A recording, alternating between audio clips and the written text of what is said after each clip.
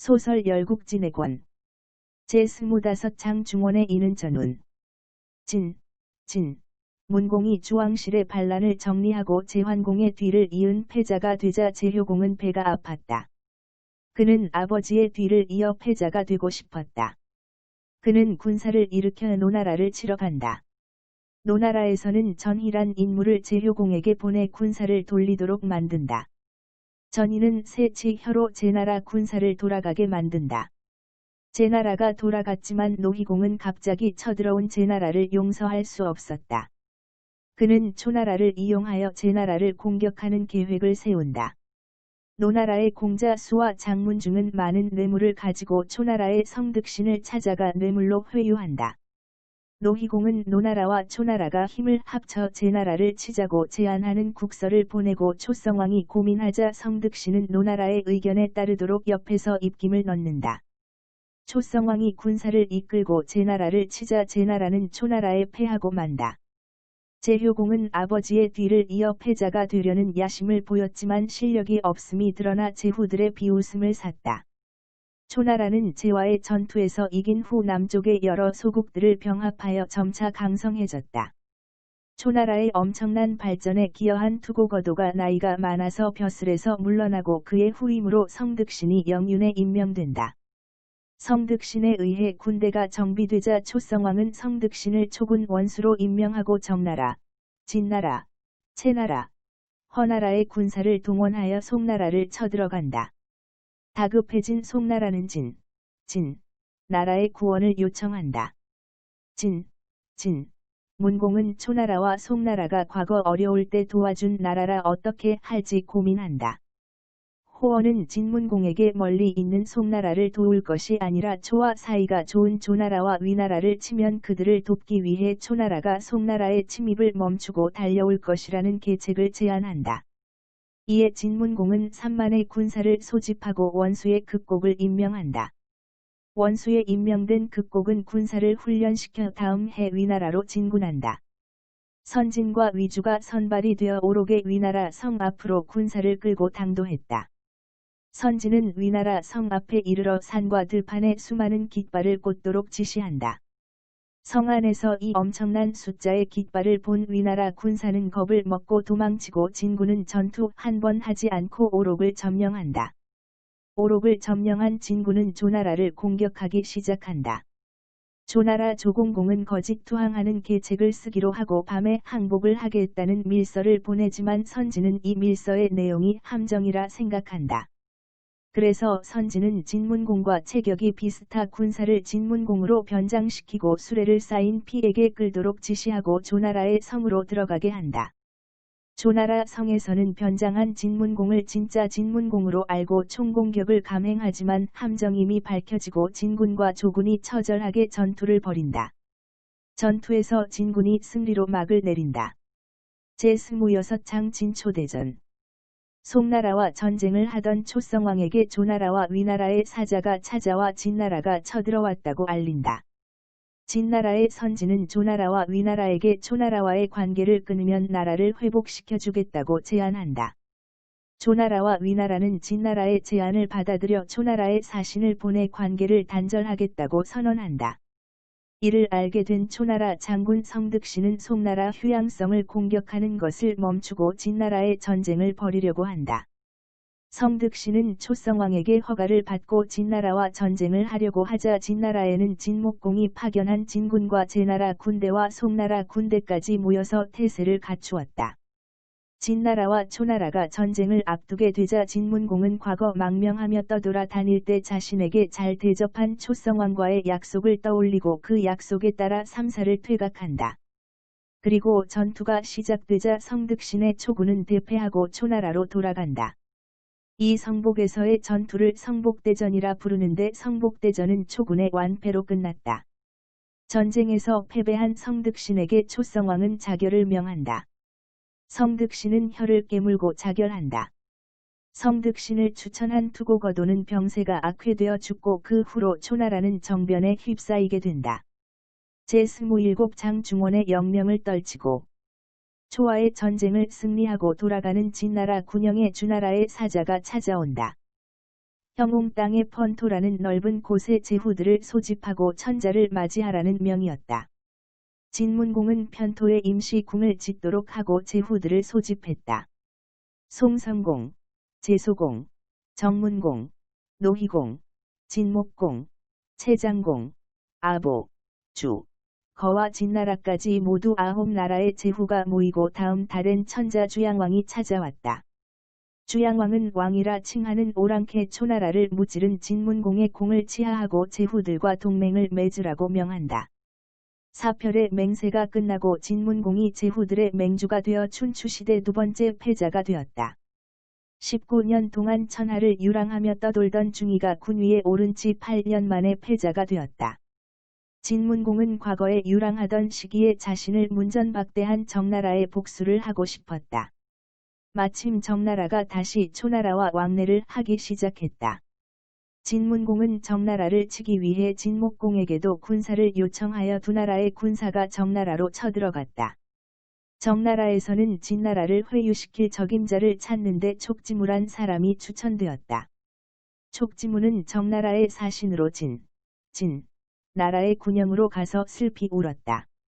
진목공에게 끌려간 촉지무는 자신이 슬피 우는 이유를 말하는데 나라를 이용해서 정나라를 먹을 계획이라며 이번 공격이 나라에는 전혀 도움이 되지 않는 전쟁임을 강조한다. 이 이야기에 목공이 공감하며 촉지무와 사표를 하고 맹세한다. 나라는 대군을 철수하고 기자, 양손, 봉손의 세 장수에게 2천의 정병을 주어 정나라를 초나라로부터 방비하게 했다. 나라가 군사를 철군했지만 나라는 정나라 성을 더욱 맹렬하게 공격한다. 정나라에선 이번에는 석갑부가 나서서 나라를 설득하러 간다. 진문공은 석갑부에게 다음 두 가지 사항을 지키면 철군을 하겠다고 약속한다. 첫째는 진문공을 보좌하는 정나라의 공자 난을 정나라의 세자로 책봉하는 것이고 두 번째는 정나라의 상경대부 숙첨을 나라로 넘기라는 것이었다. 석갑부와 진문공의 약속은 이행되고 숙첨이 자진해서 나라의 포로가 된다. 진문공은 숙첨을 처음에는 죽이려고 했으나 그가 현신인 것을 알고는 공자 난의 곁에서 그를 보필하는 일을 맡긴다. 정나라 문공이 죽고 세자 난이 왕위에 올라 정목공이 되었다. 진나라에서도 진문공이 죽고 세자 환이 왕이 되니 진양공이다. 제28장 진진대전. 두 번째 패자 진문공이 죽자 주양왕을 비롯하여 많은 제후들이 조문사절을 보내왔지만 목공은 조문사절을 보내지 않았다. 오히려 을 칠 계획을 세우고 있었다. 목공은 대신들의 반대에도 불구하고 군사를 모아 나라와 친하게 지내는 정나라를 쳐들어간다. 진문공의 상중이었지만 진양공은 선진과 의견을 같이하여 출병하여 정나라를 돕기로 한다. 그리하여 두 나라가 붙었는데 나라의 대승이었다. 양공은 나라의 세 장수를 사로잡는다. 그러나 모친의 말에 넘어가 그 장수들을 그냥 돌려보내는 우를 범한다. 제29장 아버지를 죽인 패류나 초모광. 초나라는 성득신이 자결한 이후엔 비교적 조용했다. 문공이 죽자 허나라와 채나라가 나라를 버리고 초나라를 받들게 되자 문공의 폐업을 이어받고자 하던 진양공이 허나라와 채나라를 치려고 했다. 양처부를 장군으로 해서 군은 치수를 향해 진군했다. 허나라와 채나라는 초나라의 구원을 요청하고 초성왕은 투발에게 군을 막으라 지시한다. 투발이 치수로 달려가자 이미 진군이 강 북쪽에 진을 치고 있었다. 초군은 강의 남쪽에 진을 치고 대치하게 되었다.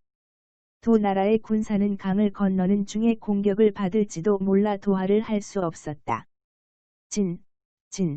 나라 양처부는 전쟁을 멈출 구실을 생각해낸다. 초나라에게 먼저 강을 건너오면 군이 30리를 물러나겠다. 만약 군이 도하하면 초군이 30리를 물러나 달라는 얘기를 전한다. 초군은 자신들이 30리를 물러날 테니 군이 강을 건너오라고 하고 30리를 후퇴했다. 그러자 군은 초군이 겁을 먹고 달아났다는 소문을 퍼뜨리고 군사를 돌려 나라로 돌아가 버렸다. 기다려도 군이 강을 건너오지 않자 초군은 척후병을 보내 군의 상황을 보니 군이 거짓 소문을 내고 이미 돌아가 버렸음을 알게 된다. 초군은 군이 떠났으므로 전쟁을 할 수 없어 회군하고 말았다. 그래서 허나라와 채나라는 무사하게 됐다. 이 무렵 초나라 초성왕은 늙고 장남인 상신이 태자에 있었다. 그런데 투발은 상신을 태자로 임명하는 것을 반대했던 인물이다. 태자 상신은 이 전쟁에서 나라가 회군을 하자 어이없이 그냥 돌아온 투발을 모함하여 초성왕으로부터 죽임을 당하게 만든다. 성대심이 초성왕을 찾아가 투발이 억울하게 죽은 것을 호소하자 그때야 초성왕은 충신을 억울하게 죽인 것을 후회하고 투발을 모함한 상신을 의심하기 시작한다. 잔인하고 교활한 상신의 본 모습을 알게 된 초성왕은 상신을 세자에서 폐하고 직을 세자로 세우려고 한다. 상신은 이미 궁인들을 거의 매수하고 군사를 양성하고 있었다. 그는 세자부 반순과 함께 모반하여 아버지 초성왕을 죽이고 왕이 된다. 그가 바로 초목왕이다. 한편 은효산의 전투에서 에게 패한 것을 설욕하기 위해 으로 쳐들어간다. 이에 양공은 선차거를 장군으로 임명하고 부장에 조쇠를 임명하여 을 막도록 했다. 절치부심해서 을 공략했지만 이번 전투에서도 이 대패하고 돌아갔다. 전쟁에서 패한 의 맹명씨를 진목공은 죽이지 않고 오히려 위로하며 그대로 나라의 일을 맡긴다. 전쟁에서 이긴 나라는 이번엔 나라와 연합하여 나라를 공격한다. 이 전쟁에서도 은 대패하고 만다. 그러나 진목공은 이번에도 맹명씨를 죽이지 않는다. 의 맹명씨는 다시 1년여 정도 군사를 훈련하고 나라를 공략한다. 그러나 나라는 성을 굳게 닫고 방어만 하자 목공은 회군했다. 그리고 이어서 나라는 서쪽 오랑캐 20여 개국을 정벌하여 서융의 패자가 된다. 제30장 모경은 눈물로 조순을 설득하고 나라 양공이 죽고 어린 세자 이고가 왕위에 올라야 하는데 상경 조순이 반대하고 나라에 있는 공자옹을 임금으로 세우기로 한다. 그러자 이 사실을 안 이고의 어머니인 모경이 매일 조당에 나가서 대부들을 눈물로 호소한다. 모경의 눈물 어린 호소는 진나라 도성에 퍼지고 민심을 걱정한 조수는 공자옹을 왕위에 올리기를 포기한다. 그러나 공자옹이 나라 군대와 함께 나라로 오고 있었다. 조수는 군을 이끌고 나라 군대와 맞붙어 대승을 거두고 돌아와 어린 세자를 임금으로 세우고 반대 세력을 제거하고 법을 강력하게 시행하여 나라를 안정시켰다. 그렇게 7살의 어린 세자 이고가 왕위에 올라 진영공이 된다. 한편 초나라에서는 아버지를 죽이고 왕에 오른 초목왕이 중원을 평정할 야심을 가졌다. 초목왕은 나라의 진영공이 나이가 어려 국정을 조순이 독단하고 있는 틈을 이용해 진나라를 받들고 있는 정나라와 채나라를 치기로 한다. 투월 초를 대장으로, 위가를 부장으로 임명하여 정나라를 쳐들어간다. 정나라의 정목공, 은 나라의 구원을 요청하고 초군을 맞아 싸운다. 군사력으로 밀리는 정나라는 초나라에 패하여 초나라를 다시 섬기기로 하고 항복하고 채나라도 항복한다. 뒤늦게 진나라가 도우러 갔지만 초나라는 이미 채나라의 항복을 받고 회군해버렸다. 이렇게 초나라는 남쪽에서 일어나 서서히 중원의 패자가 되고 있었다. 이런 시기에 나라 진강공은 여러 번 붙었지만 굴욕적으로 패배한 나라를 다시 쓰러뜨리고 싶었다. 나라와 나라는 서로 수많은 사람을 죽이며 전쟁이 계속되다 나라의 사회가 두 나라를 화해하도록 만들어 다시 평화를 찾게 된다. 제31장 3년을 울지 않는 대붕. 아버지를 죽이고 왕이 된 초모광이 죽고 세자여가 뒤를 이어 왕이 되니 이가 초장왕이다. 초장왕은 군 위에 오른 뒤에 정사를 돌보지 않고 사냥과 주색에 빠져 지냈다. 신하들은 왕에게 상주를 올리고 초장왕은 짜증이 나서 상주를 하는 신하는 누구든 죽였다. 왕에게 직언을 하는 신하도 누구든 죽였다.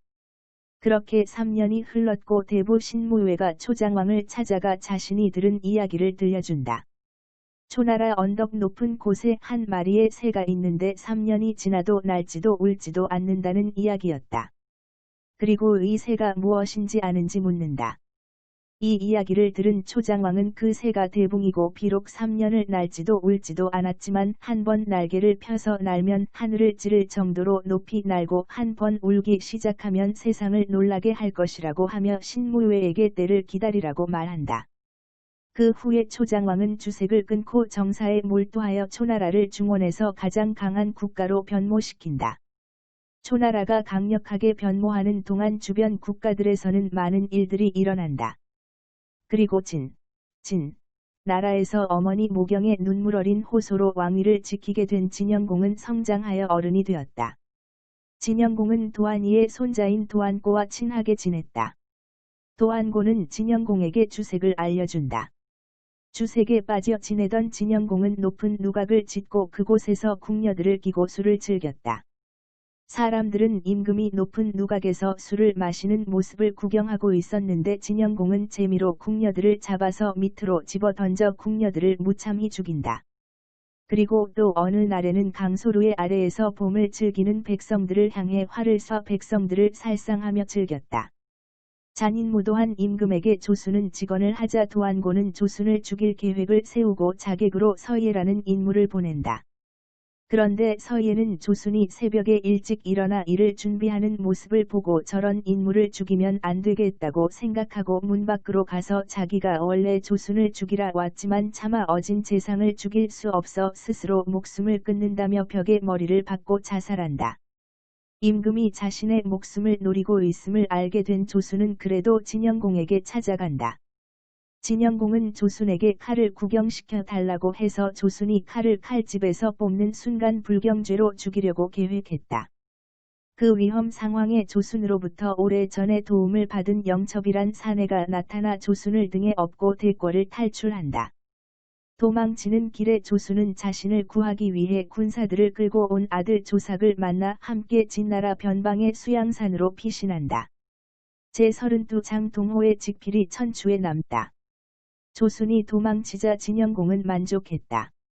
잔소리를 안 들어도 되니 굳이 조순을 찾아 죽일 필요는 없었다. 조순의 조카 조천은 민심을 잃은 진영공을 죽이고 수양산에 피신해 있는 조순을 불러온다. 그리고 주나라에 있는 진문공의 아들 중 흑둔이란 사람을 모셔와 왕위에 앉힌다. 이 사람이 진성공이다. 돌아온 조순은 다시 정권을 잡는다. 조순은 사관 동호를 불러서 궁중의 모든 것을 기록하는 대사기를 보고 놀란다. 동호가 작성한 대사기에는 조순이 임금 이고를 죽인 것으로 되어 있었다. 조순은 동호에게 당장 이 기록을 수정하거나 지우라고 겁을 줬지만 동호는 죽이더라도 변경할 수 없다고 버틴다. 결국 조순도 이 기록을 바꿀 수 없었다. 한편 초나라에선 투월초가 위가를 죽이고 초장왕과 전투를 벌인다. 반란군과 초장왕의 군사가 맞붙었는데 이때 활을 잘 쏘는 양유기가 나타나 투월초를 활로 죽인다. 반란군의 수장인 투월초가 죽자 반란군의 무리는 와해된다. 제33장 요부의 속옷을 입고 군신이 좋아하다. 반란군을 제압하고 영도에 입성한 초장왕은 모반 세력인 투시 일족을 찾아내서 죽이지만 제나라의 사신으로 갔다 돌아온 투국황은 죽음을 자처하고 초장왕에게 돌아오고 초장왕은 투국황을 투생이란 이름을 내려주고 원직에 복귀시킨다. 초장왕은 투시 일족을 모두 제거하고 반란군을 진압한 후 신하들에게 주연을 베풀었다. 장수들과 대신들이 밤늦게까지 술을 마시면서 놀다가 초장왕은 애첩 허희를 불러서 모인 신하들에게 술을 한 잔씩 따르게 한다. 그런데 갑자기 세찬 바람이 불더니 화등이 꺼지고 어두운 상황에서 한 장수가 허희를 끌어안고 몸을 만지고 입술을 탐하는 사건이 발생하고 놀란 허희가 어둠 속에서 상대방 장수의 관끈을 떼어낸 후 초장왕에게 이 사실을 고한다. 초장왕은 그 말을 듣고 불을 켜기 전에 모두 관부터 벗고 모두 관끈을 떼어내라 지시한다. 초장왕이 술자리에서의 실수는 그냥 너그럽게 넘어간 것이다. 후에 사람들이 초장왕처럼 관을 벗어놓고 마시는 술의 모임을 절영회라고 불렀다. 초장왕 때 초야에 묻혀 지내던 위오란 인물을 발굴하여 영윤으로 임명하니 그는 훗날 손수고라 불리게 되며 초나라를 중원의 패자가 되는데 혁혁한 공을 세운다. 손수고가 영윤이 되자 초나라는 법령이 서고 농사가 잘 되고 국가가 점점 강성해졌다. 한편 진 나라에는 하희라는 요녀가 살고 있었다. 그녀는 정목공의 딸인데 주림이라는 땅을 시급으로 가진 진 나라의 대복 하어숙에게 시집을 와서 살고 있었다. 하희는 아름답지만 음란한 여자였다. 남편이 있지만 그녀는 정목공의 서형인 공자만을 유혹해서 관계를 즐겼다. 그녀는 남자들의 정기를 흡수하는 양생법을 터득했으므로 그녀와 몸을 섞는 남자들은 하나같이 말라가면서 죽었다. 남편 하어숙이 죽고 그녀는 여러 남자들을 유혹해 남자들의 정기를 흡수하며 젊음을 유지했다. 죽은 남편의 친한 동료 중에 진나라 대복 공령과 의행부가 있었다. 하어숙이 죽고 과부가 된 하희와 공령이 관계를 맺는다. 그리고 의행부도 경쟁하듯 그녀와 관계를 즐긴다. 공령은 진영공에게도 하희를 소개해주고 이 셋은 주림에서 함께 색을 즐긴다. 나라의 임금과 신하들이 한 여자를 공유하며 사람들에게 이 소식이 널리 퍼진다. 내 권은 이렇게 이야기가 마무리된다.